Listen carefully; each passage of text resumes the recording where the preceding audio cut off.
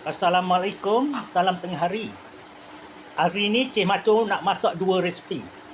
Pertama, sawi goreng campur telur.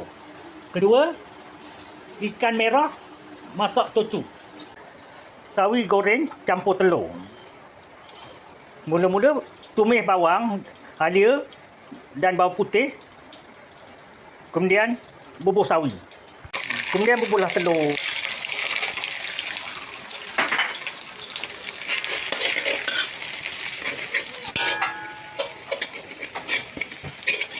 Sambil goreng sawi tu, goreng pula ikan yang nak masak tocu tu.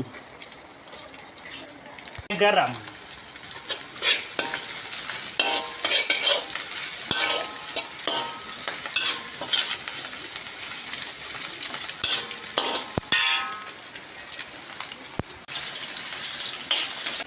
Bawang putih, bawang merah, halia. Masukkan timun, lada benggala merah dan hijau, bubur tocu.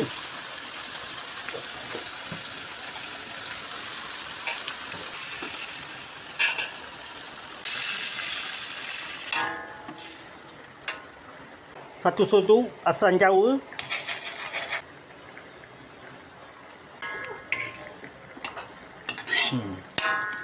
Masak dah, tak payah goreng lama sangat dah. Sawi goreng campur telur. Ikan merah masak tocu.